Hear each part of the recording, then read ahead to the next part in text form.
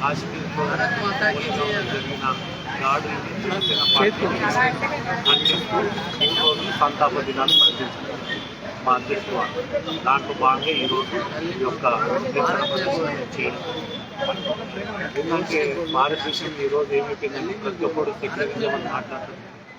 ఉత్తనాలు బయటకు భాష ఎందుకు మాట్లాడుతుందంటే అక్కడ చనిపోయింది భారతీయులు, అది ప్రత్యేకంగా వాళ్ళని వెతికి మరి హిందువులా మీరు ఇంకో వర్గం వెతికి ఆ రకంగా వాళ్ళని బట్టలు తీసి ఒకసారి చెక్ చేసి మరీ చంపించారంటే ఆ దుర్మార్గులు ఏ రకమైన టెర్రరిజాన్ని ప్రోత్సహిస్తారు.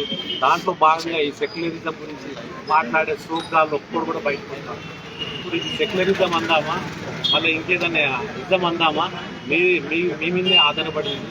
ఎందుకంటే ప్రతి ఒక్కడు మాట్లాడుతాడు. కొంతమంది వాళ్ళన్నా ఒకవేళ ఆ టెర్రరిస్ట్ గ్రూప్లో అక్కడ పోయి ఉంటే బాగుండేది, వాళ్ళకి సెక్యులరిజం అనే పదంకి అర్థం దొరికేదని నేను భావిస్తున్నాను మీ ద్వారా.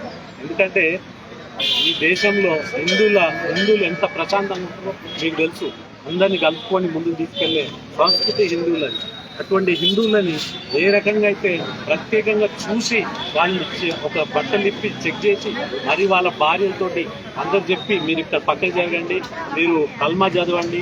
కల్మా అంటే నాకు నిజంగా దాని గురించి పూర్తిగా అవగాహన లేదు. నేను ఒక హిందువుని కాబట్టి, హిందూ దేశంలో పుట్టినా కాబట్టి నేను ఎప్పుడు పట్టించుకునే అవసరం కూడా నాకు లేదు.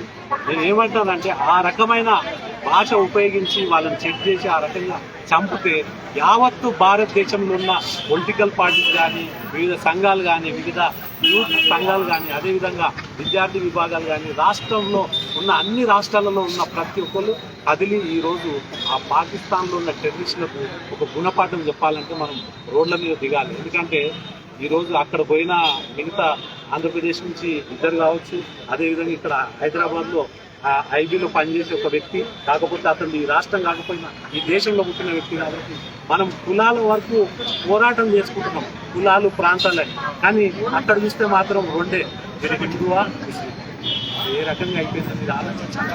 కులాలను పక్కకు పెట్టి మనమంతా హిందువులమని ఏకం కాకపోతే రాబోయే రోజుల్లో చాలా పెద్ద డ్యామేజ్ జరగబోతుంది.